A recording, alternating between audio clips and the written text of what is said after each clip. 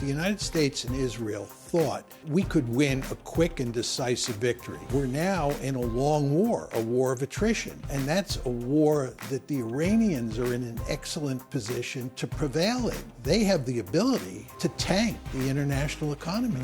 I really look forward to seeing their doomsday prophecies shatter at the face of reality. We want them to stop dreaming about wiping Israel off the map by the year 2040, which was an official Iranian goal and policy. Israel are guilty of the supreme international crime of aggression under Article 51 of the UN Charter. Now let's turn to Mr. Conricus. Conricus, the N is before the R, Finkelstein. Whatever your name is. I don't understand why there's one rule for Israel and another rule for everybody else has got them. Israel's begun a ground operation in Lebanon as it continues to escalate a major second front in its war in Iran and Iran's proxies. The risks obviously are enormous, but for Israel, so too are the potential rewards. Israel would be a much safer place without constant attacks from a country that vowed repeatedly to wipe it from the map. Israel would be a lone rock of stability in a neighbourhood of countries hobbled by a power vacuum. Israel would benefit immediately from trade ties with the rich Gulf states who've long cited Iran's menacing as a reason for not taking sides. Israel would cement its place as the region's only nuclear-armed nation with the most advanced military and the deepest intelligence network. It would in effect be a superpower with no break on whatever ambitions it has.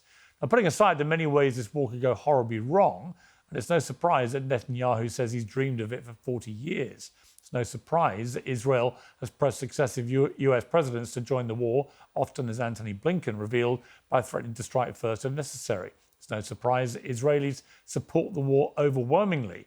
But what is missing in all of this is a clear and consistent case for why any of these benefits are of equal interest to Israel's partner in this war, the United States. President Trump has reneged on his pro-peace pledges and taught some of his closest supporters to launch an unpopular and expensive war on the eve of elections which could condemn him to lame duck irrelevance. And his most prominent cheerleaders, from Ben Shapiro and Ted Cruz to Mark Levin and Lindsey Graham, are the most avowedly pro-Israel commentators who have all called themselves never-Trumpers in the past. It's not necessarily conspiratorial to make this war all about Israel. The war's supporters have made it literally all about Israel. And this week, Mark Levin said its critics are just as evil as Nazis.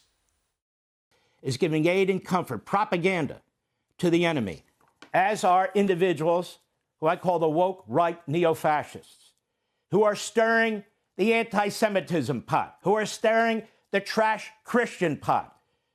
They are no different than the same voices we heard in the 1930s, and just as disgusting, evil, and reprehensible. Pretty ridiculous to compare the right-wing commentators right now to Nazis. Joe Kent, who resigned as Trump's counter-terrorism chief over a war he said was at the behest of the Israeli lobby, has been condemned as a neo-Nazi, Jew-hating Israel basher. Well, I've personally been accused of attacking or hating Israel or Israelis for pointing out that this very right-wing administration currently running Israel has itself said that Israel is the reason the US is at war. So before we debate all of this, here's a definitive guide to why everyone is talking about Israel. I think if we didn't do it first, they would have done it to Israel, and give us a shot if that was possible.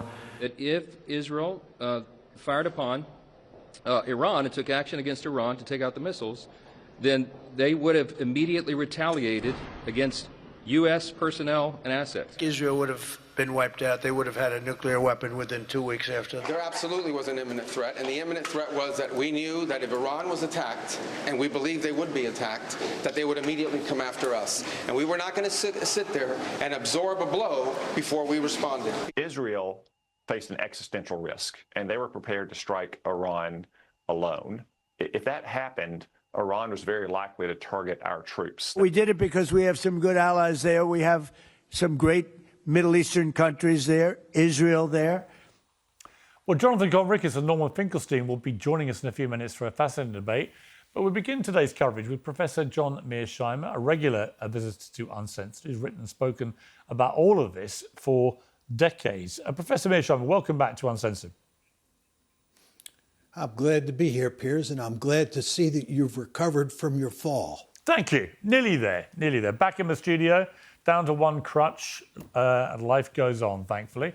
Let me just ask you straight off the top. A lot of people on the sort of vehemently pro-Israeli side tend to say, why do you keep making this about Israel? Why do you keep talking about Israel? When they themselves constantly talk about Israel, and from my perspective, often try and silence legitimate debate about Netanyahu's government and what they're up to by branding people who criticize it in any way anti-Semitic and so on.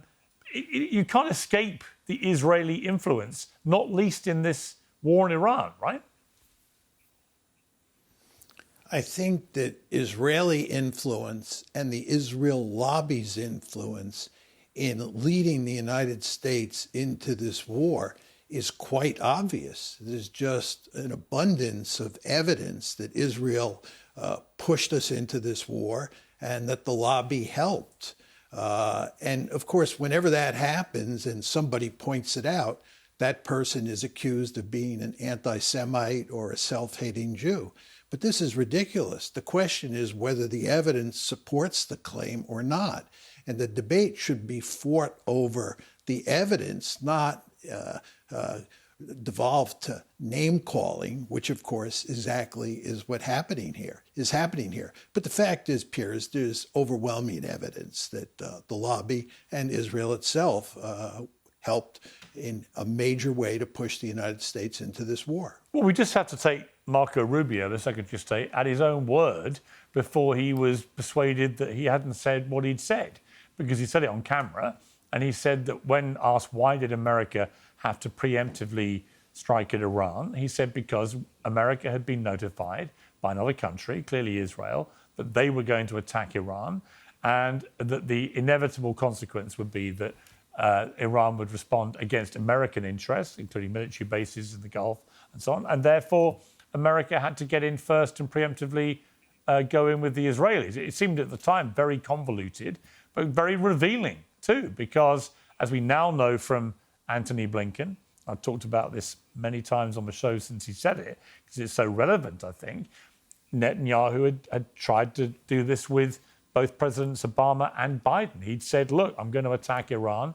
Are you with me or not? And they both said no, and then he didn't attack Iran. And so there are many who do believe that Netanyahu, we saw Trump, I think, 8 times in the run-up to this war, that he basically bamboozled, maybe not bamboozled, but forcefully persuaded Trump that he was A, going to do this, and B, America had to be with the Israelis.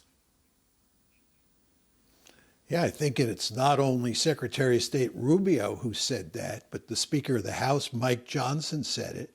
And furthermore, Lindsey Graham, who is a super supporter of Israel, has said that he worked hard with Prime Minister Netanyahu to give Netanyahu advice on how to convince President Trump to attack Iran. So you see all sorts of evidence of Netanyahu's fingerprints on this war. We're now at a stage in this war where thousands of Marines have now been dispatched to the conflict zone. The Iranians, who must know they can't compete with the Americans and Israelis with their combined military firepower in the air or at sea or anywhere else, frankly, militarily, but they can compete in this strategic economic way.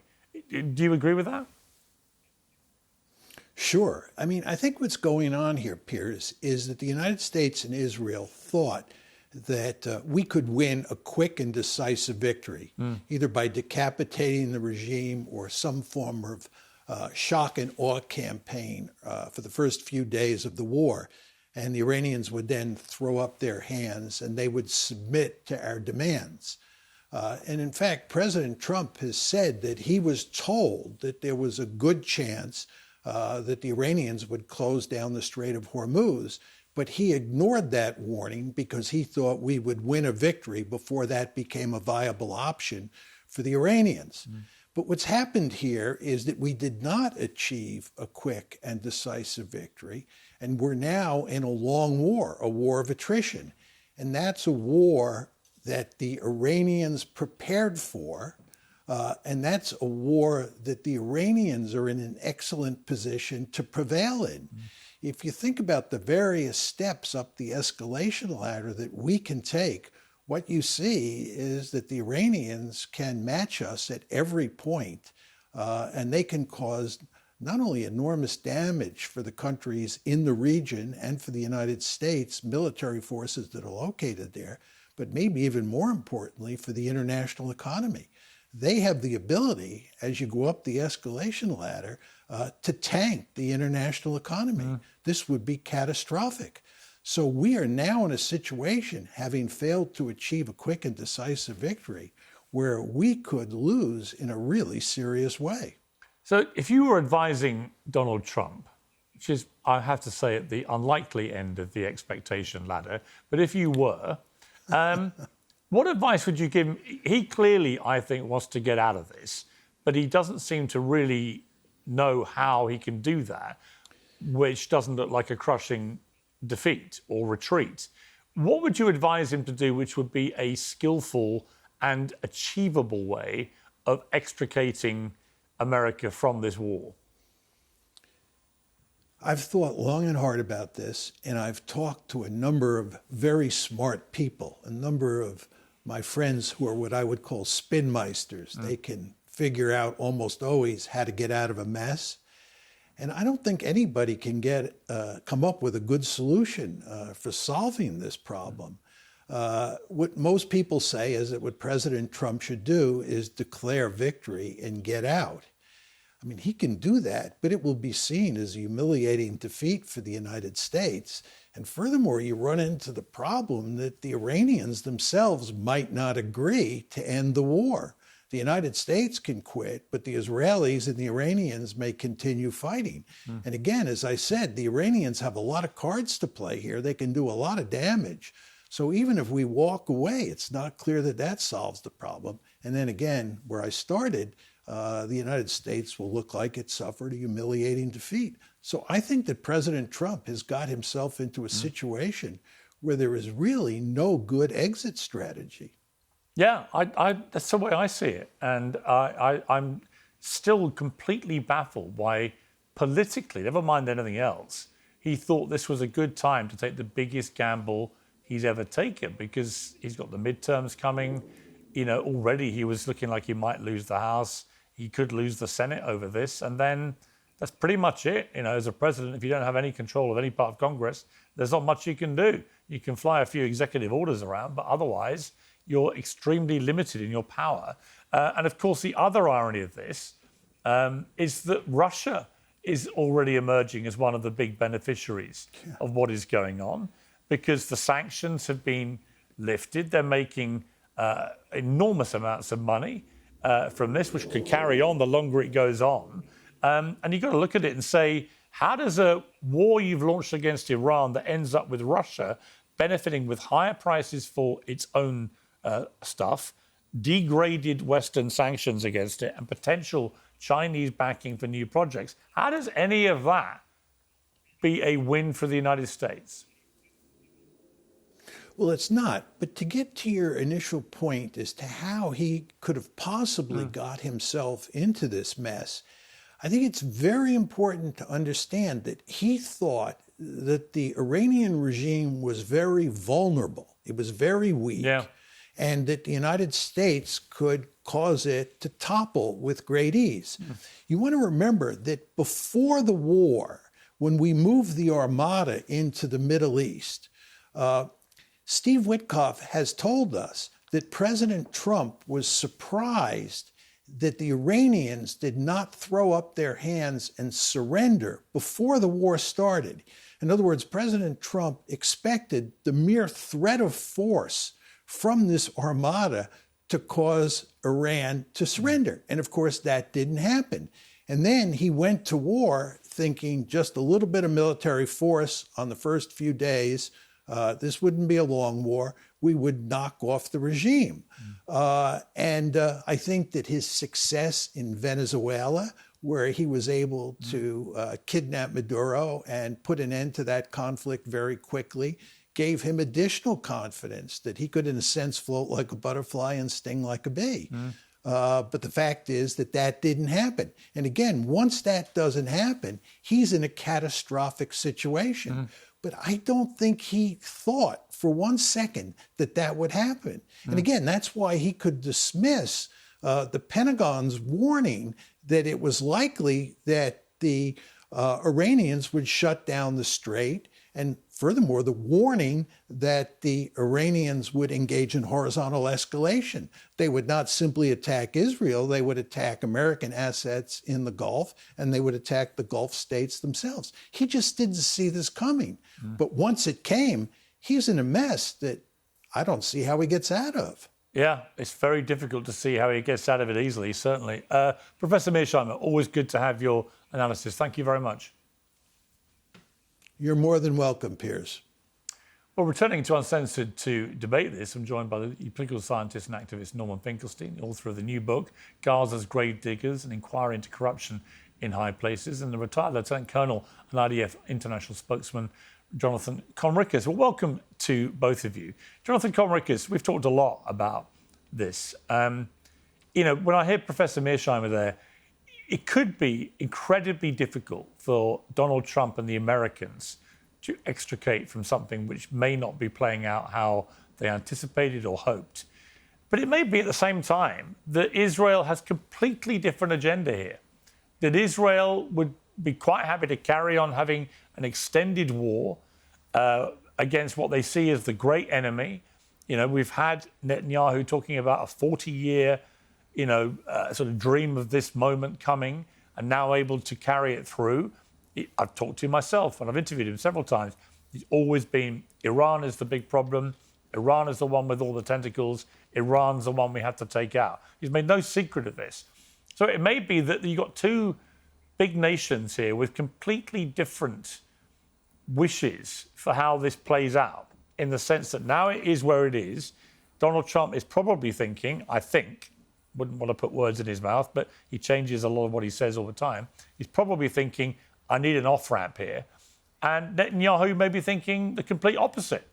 Quite happy to have a very level ramp carrying on for months or as long as it takes. What would you say to that? Yeah, I'd say shalom from Israel. Thanks for having me on again. I'm happy, this is recorded. I'm happy that the video will be out in eternity. That's the fun part about making assessments. And I will really enjoy seeing all the doomsday experts and the instant military analysts and people who now claim to understand the Iranian regime, the Israel-Iran conflict, and understand the Middle East very well, and maritime warfare and many other things. And I really look forward to seeing their doomsday prophecies shatter at the face of reality when Israel and the US will be able to not only reopen the Strait of Hormuz and force the Iranians back in positions, when the US and Israel will help the Iranian people actually reclaim their freedom and get rid of this foreign oppression that has been governing the people of Iran for 47 years. And I look forward to the time when Israel and Iran, a free Iran, free of Islamist oppression, will reestablish diplomatic ties and trade and prosperity. I think, and I'm a realist. I don't think a lot of people can, blame me for being rosy-eyed or detached from reality. I stand on pretty solid ground. Most of the time, my analysis is usually based on my military experience and how I understand conflicts playing out. And I think this time, the balance of power between Iran on one side, the regime on one side, and the US and Israel, and soon to be a few additional Gulf countries, it's not even a contest. And I strongly dispute what the distinguished professor said before, that Iran can escalate this horizontally and the US won't have anything to do in order to retaliate. frankly, respectfully, he doesn't have a clue. There are so many things that both Israel and the US can do that can totally cripple the regime and can really reduce Iran's infrastructure, economy, ability to trade, ability to move, transport, import, export, and many other things that Israel and the US can do if they want to. And I think rightfully so, Israel and the US have not done that up until now, and I hope it won't be necessary. But I am contrary to many of the doomsday prophecies and many people who are, trying to count Israeli interceptors and looking at the oil price and wishing it go to $200 and imagining that the Iranian regime has this tremendous unlimited power to conduct guerrilla warfare like the Finns did against the Soviets in the Second World War or something to the like. I think they're wrong. And I think that reality will show them to be wrong. And I think that experts should have learned better by now not to think that they understand President Donald Trump and not to measure him by the yardsticks that other US presidents have been measured by, because he isn't. He is different. And, we can debate style and content. And just last point about, Israeli topics. Here I agree. Israel, as I think the president has said, we have real skin in the game. We live here. We are the ones who face Iranian attacks, and we are the ones who have been facing these attacks for the better part of 30-odd years by the Iranian regime. So yeah, definitely. We want to get rid of the terror organization that Iran funds. We want to get rid of their ballistic missiles. We want whoever governs Iran to stop dreaming about developing nuclear weapons to wipe the Zionist entity off the map. We want them to stop dreaming about wiping Israel off the map by the year 2040, which was an official Iranian goal and policy. And we would love for there to be diplomatic relations and trade and prosperity. So yeah, there are differences. Okay. Norman Finkelstein, welcome back to Uncensored. Great to have you again. What is your response there? Thank you for having me. What is your response to what Jonathan Conricus has just outlined? I'm not a military person by training or by disposition, so I'm not going to make any prognostications about whether Israel will win in the short term, in the medium term, or the long term. And I believe that, in my opinion, is a separate question from what ought to be the right question to ask. If you were to go to a program in Germany during World War II, and there are various persons on debating, should Germany have invaded Russia? Was it smart to wage a two-front war? Will Germany be able to prevail over Russia in the short or in the long term? For most people, sane people that is, that's an insane question. Maybe Germany could have defeated Russia for all I know. Or maybe it was an error, as it turned out to be. The question is, was it just? Was it right? Who is in the right and who is in the wrong? Bad people win wars. That doesn't mean the war is right. Good people lose wars. That doesn't mean the good people are in the wrong. So let's look at the situation here. For 2.5 years, Israel waged what's called the crime of crimes. Israel waged a genocide in Gaza.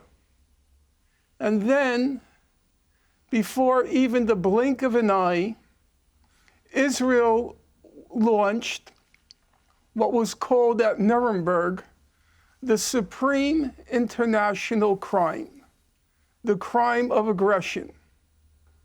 So we have Israel and its chief enabler, the United States, guilty of the crime of crimes, the crime of genocide.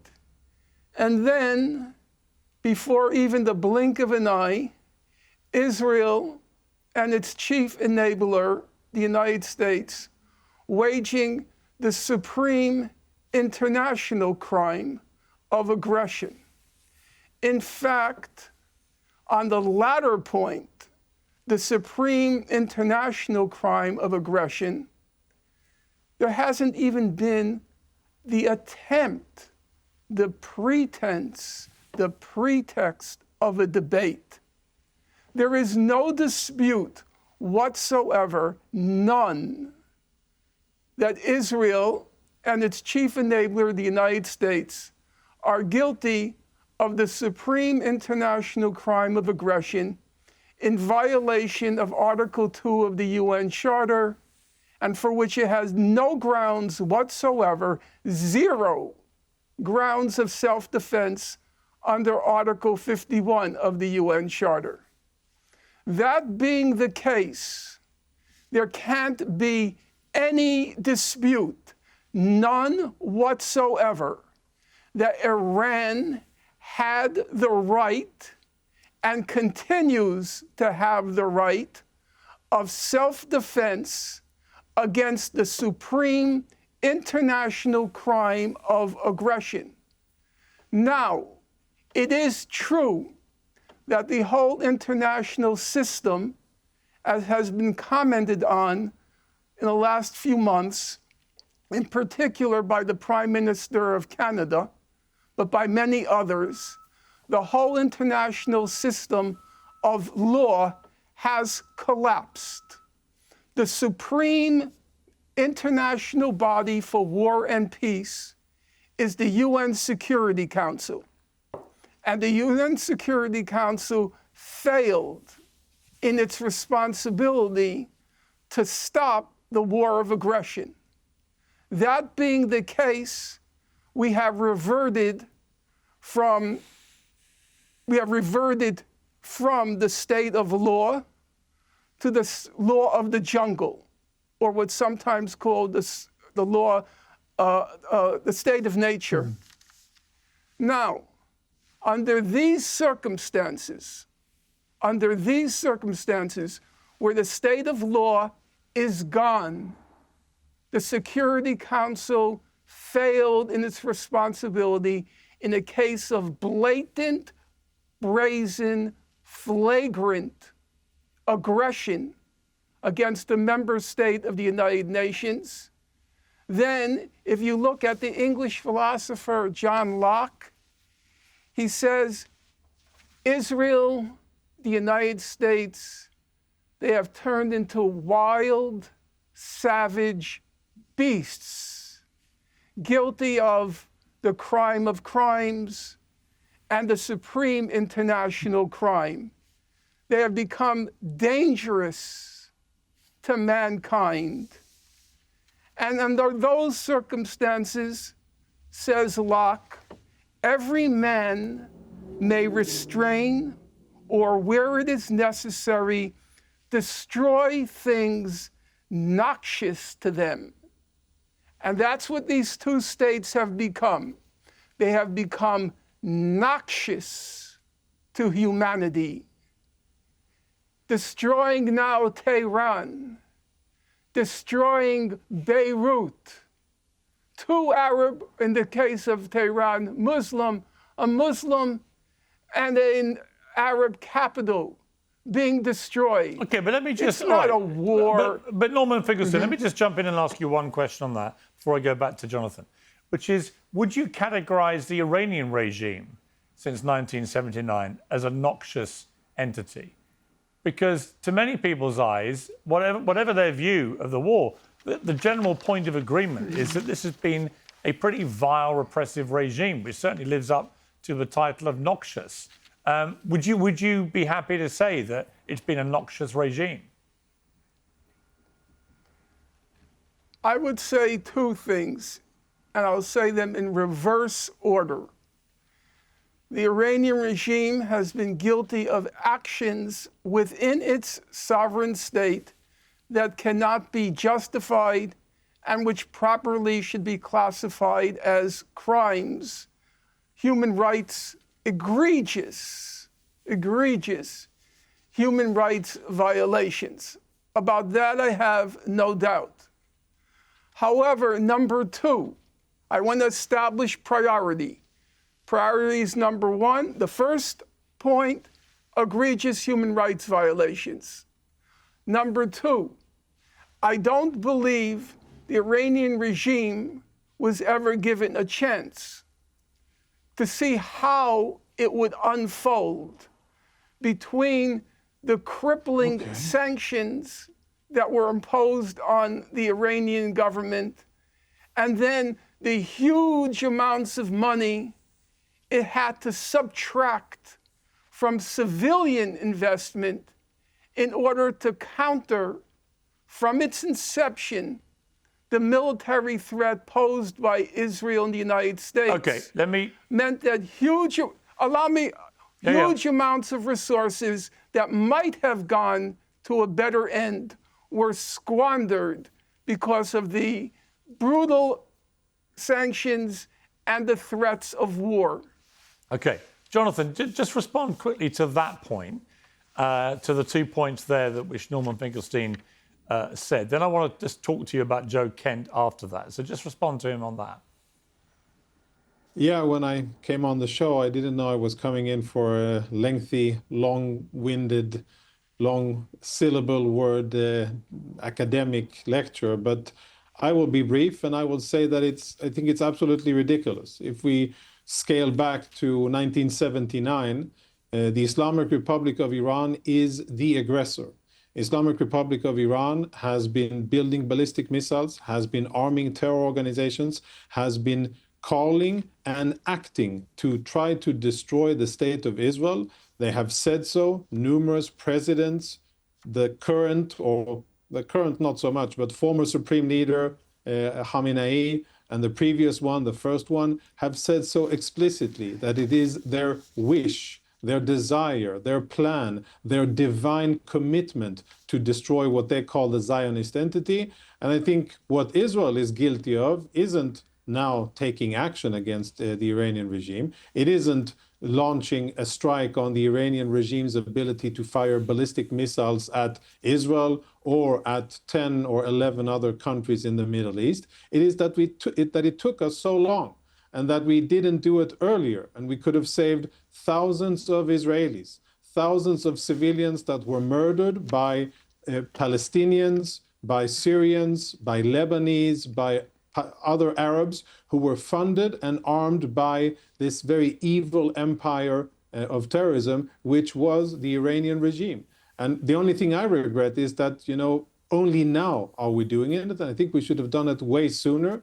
And as I said before, now I am optimistic that this will actually change and we'll find ourselves in a different trajectory. But from my perspective, I have zero doubt who the aggressor is. Iran is the aggressor. We never aggressed against Iran until we were fired upon, until our civilians were murdered by their proxies, until they fired ballistic missiles at us.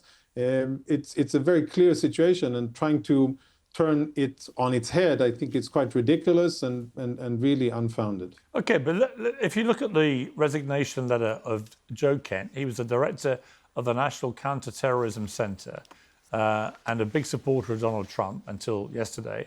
He resigned his position, and included in his letter, he said, Iran posed no imminent threat to our nation. It is clear we started this war due to pressure from Israel and its powerful American lobby. He went on to say this was a lie and is the same tactic the Israelis used to draw us into the disastrous Iraq war. It cost our nation the lives of thousands of our best men and women. We cannot make this mistake again. I mean, powerful words from a guy who until 2 days ago, if you'd asked anybody in the Trump administration, would have said, look, the guy's great. He's our top national counterterrorism guy. Now, of course, they've all turned on him. But what is your response to what he said?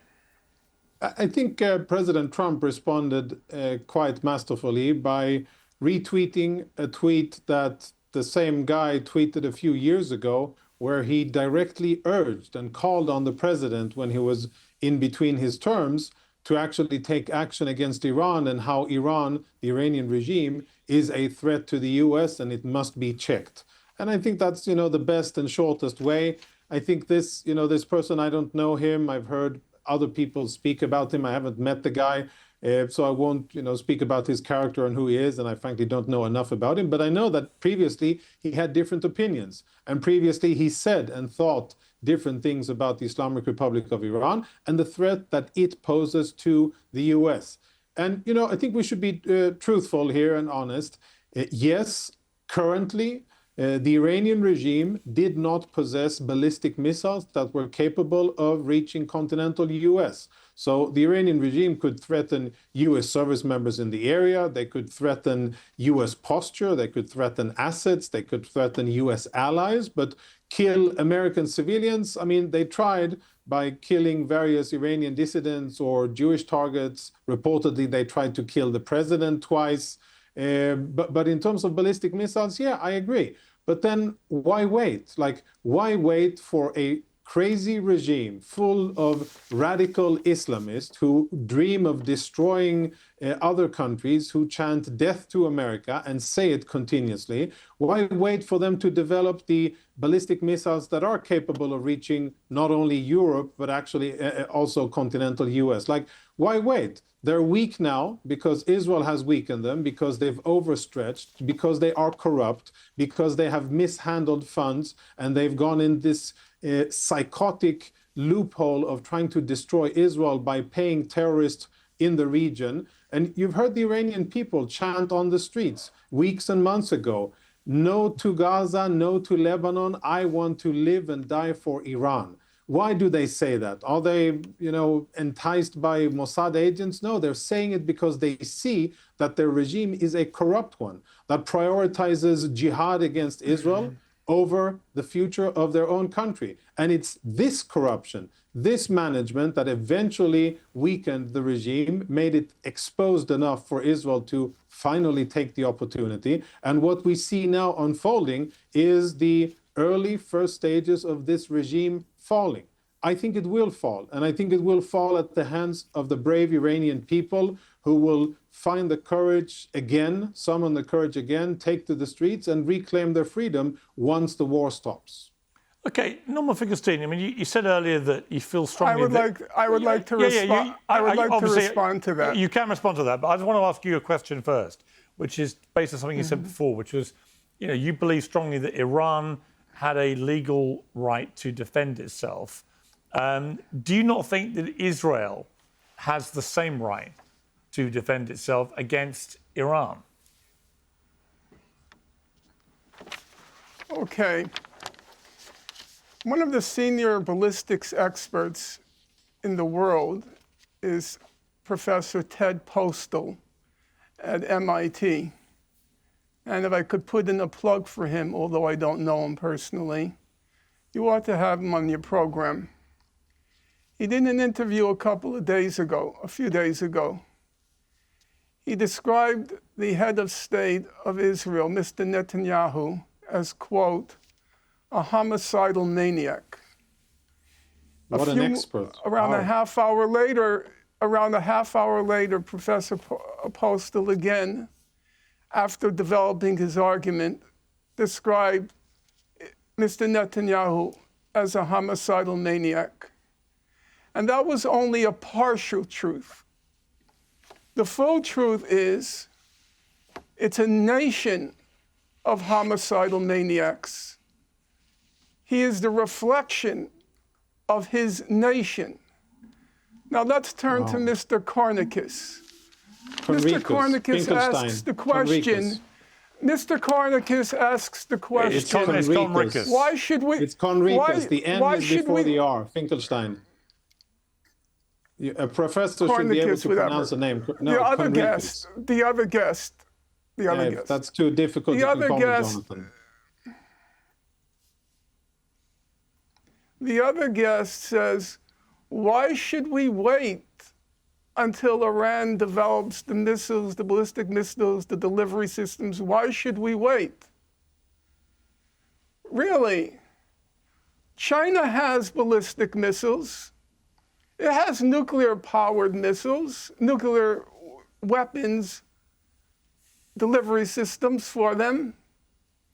If you ask John Mearsheimer, who I count as a good friend, he will tell you that a conflict with China is inevitable. It's inevitable.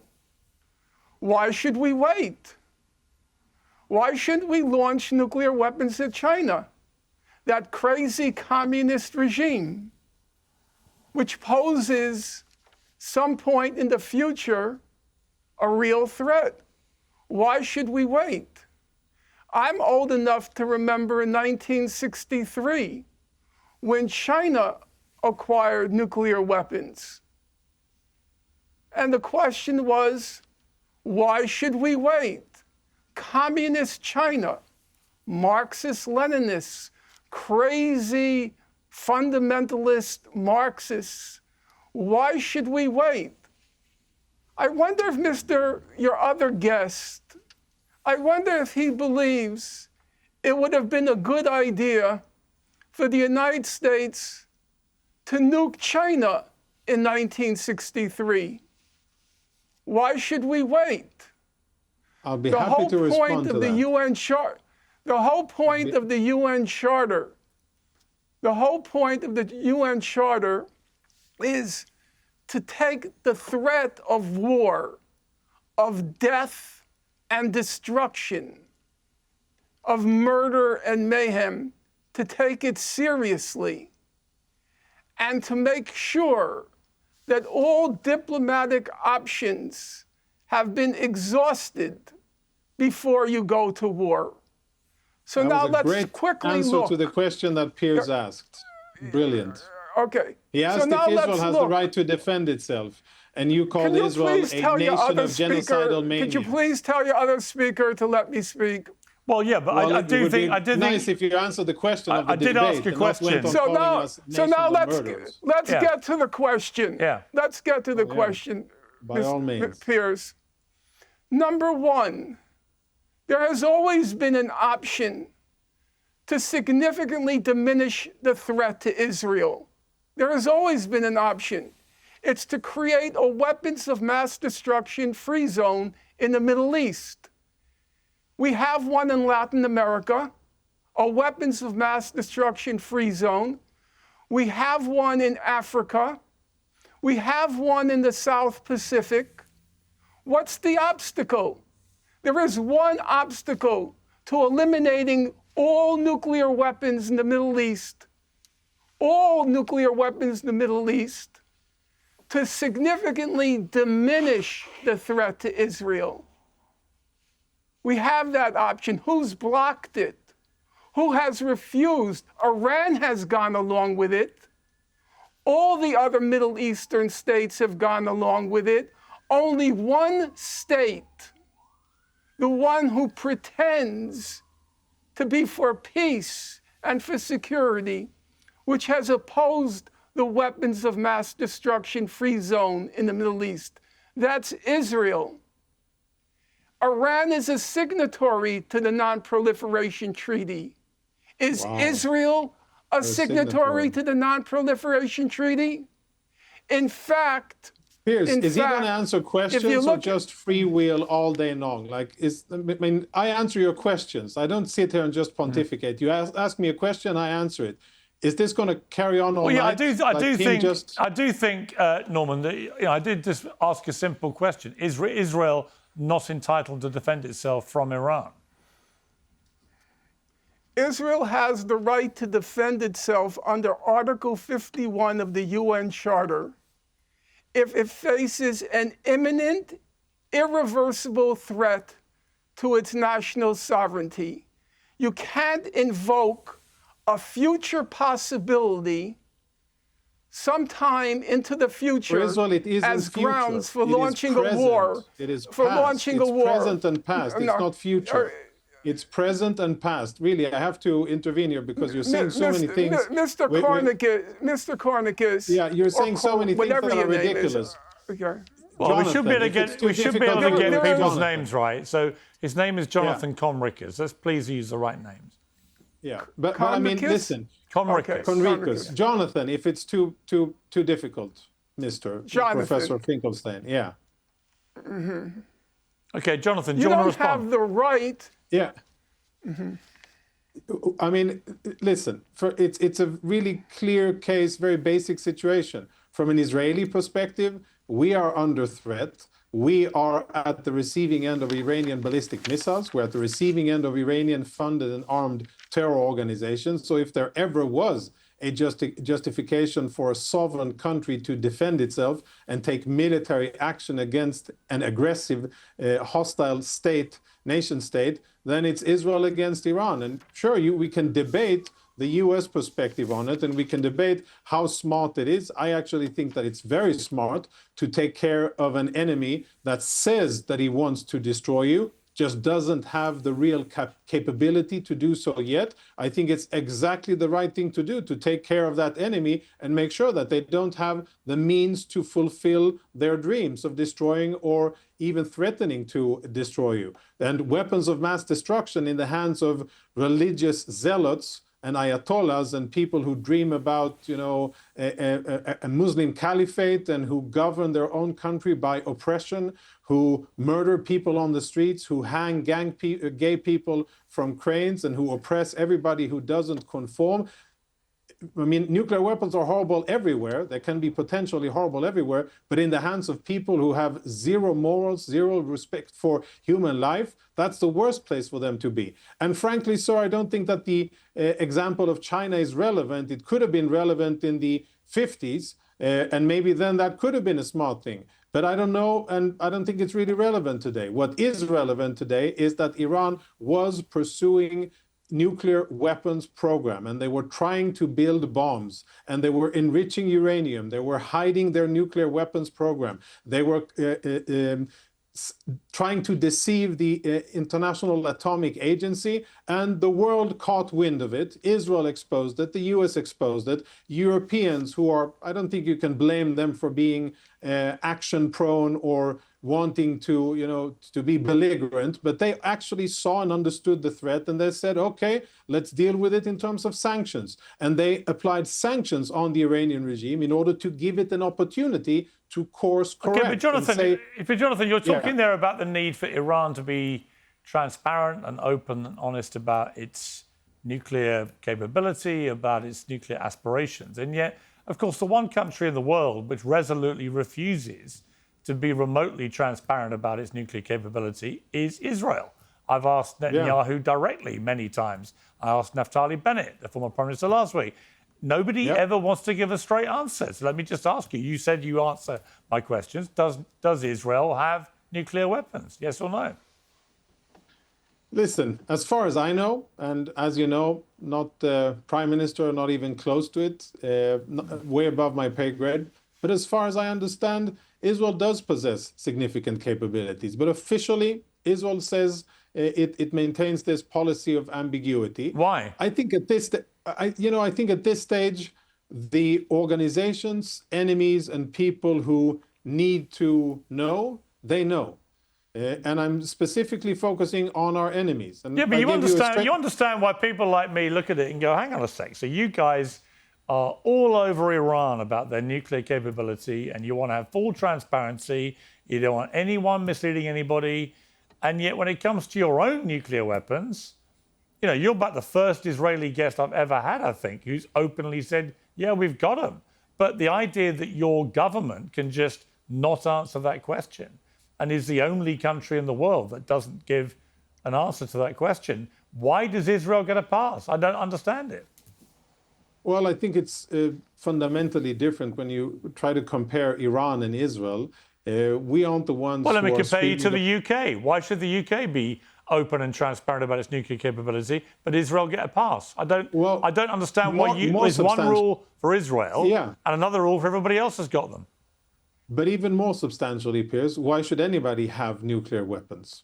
Why does the UK have them? For what purpose? What does it serve France? What does it serve Russia, China, the US? Well, obviously they have them as a deterrent, as I assume Israel does. But again, there you go. The French are open about it. The British are open about it. The Americans are open about it. The only country that isn't is Israel. Yeah, but I mean, what's more important, whether you have it or not, or whether you speak about it? I mean, I think it's something that, frankly, it's one of those Israeli policies that I actually don't understand myself. I've questioned it a few times and sought answers to truly understand the reason behind it. The way I analyze it is that it was a policy or principle that was formulated many, many years ago, maybe in the 60s. And at the time, it served a purpose while capabilities were being generated. And then it probably just carried on with inertia. And maybe a future prime minister of Israel will say, you know what, world, yes, we have them.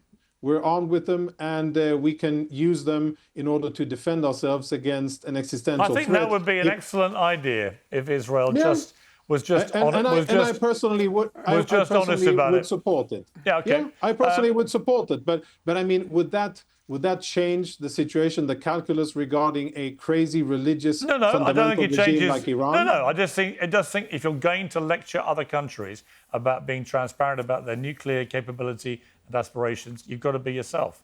Otherwise, you're a hypocrite. No, I mean, my issue with Iran is that they try to destroy the state of Israel. They openly say that their national goal is to annihilate us. Yeah, I'm not quibbling with that. It's not so much about transparency. It's about the fact that they want to kill us all. I understand. But I've got to leave it there. Thank you both very much indeed for the debate. I appreciate it.